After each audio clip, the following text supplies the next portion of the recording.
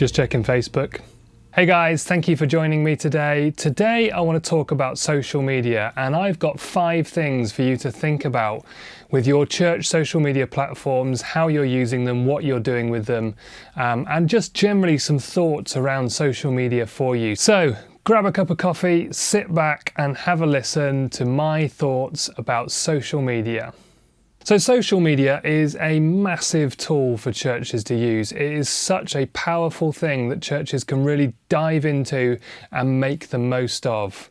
One of the big objections that I've often heard in the past that people have to using social media is, it's true of anything online. Once it goes online, anybody in the whole world can access it. And yes, that is true. Anybody in the whole world can access social media. And churches will say to me, but Ben, we don't feel called to serve the whole world. We feel called to serve our local community. And I completely get that, and I completely agree. The local church is called to serve its local community, and that is where it can be most effective. But there's no reason why you can't do that with social media.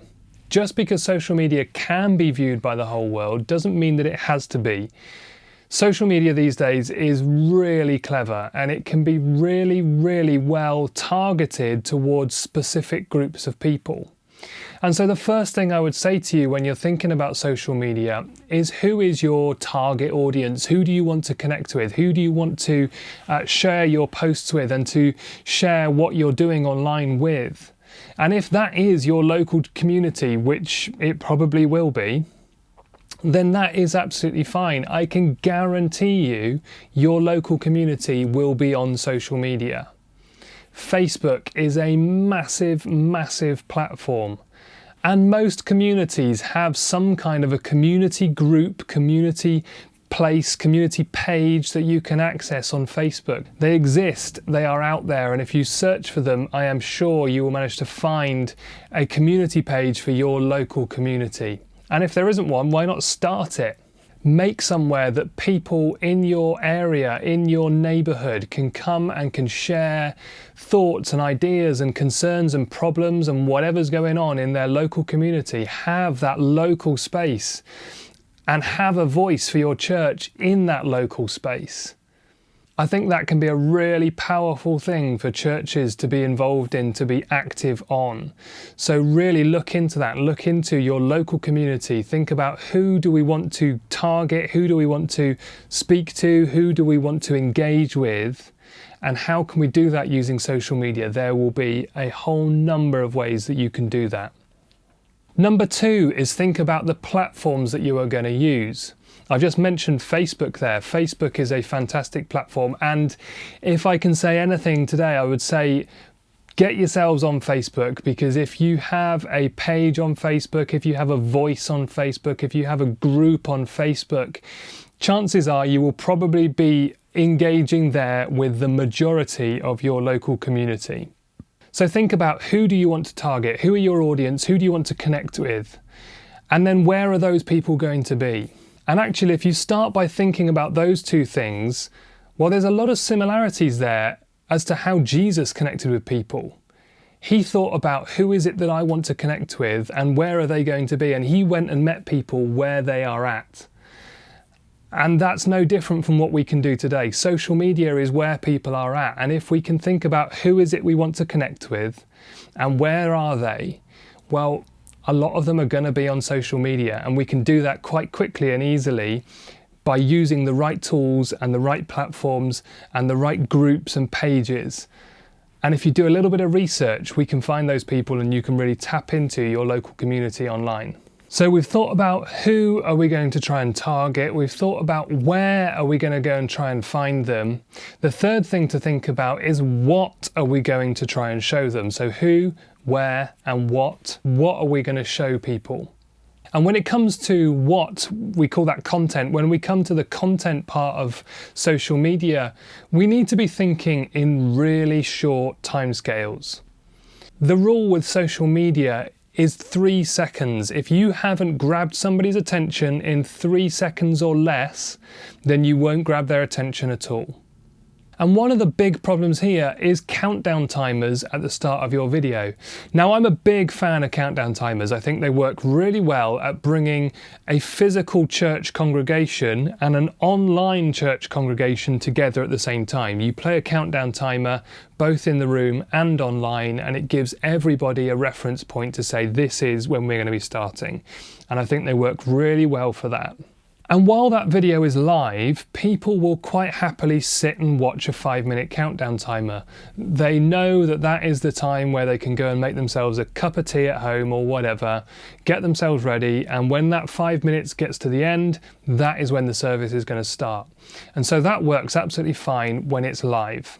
However, as soon as that service is finished, and that's no longer a live stream, that video now has 5 minutes of countdown timer at the start of it. And once it's a pre-recorded video, which essentially it is at that point, people aren't going to sit and watch 5 minutes of countdown timer. We've got 3 seconds to grab their attention. And 5 minutes is just far too long for people to sit and watch that video. So if you start with a countdown timer at the beginning of your video, or any kind of welcome screen at the start of your video, at the start of your live stream, you need to trim that down as soon as the service is finished, because people will be gone in 3 seconds or less. And that's the timescale that we've got to think. I need something to happen in this video, or this image just needs to grab people's attention in 3 seconds or less. And if it's not going to do that, then it isn't going to work on social media. So that's who, that's where, and that's what. The fourth thing is when. When are we going to put these things out? Another golden rule for social media is consistency. Try and always post something. At least post something multiple times a week. The very minimum that you can do is to post 3, 4, 5 times a week. Something of that sort of order is the bare minimum really for social media. You need to be posting as often as that. But you can also think about what times of day should we be posting things. Think about when is it that people are likely to be sat down looking on social media. The vast majority of social media traffic comes from a mobile phone. So what time is it that people will get their mobile phones out and start looking at Facebook? Well, quite often that's going to be in the evenings. 7, 8 o'clock at the evening is quite a good time to have things go out on social media. Or first thing in the morning, 6 o'clock in the morning, whereas people are just waking up, they're getting their morning cup of coffee and they sit and turn Facebook on.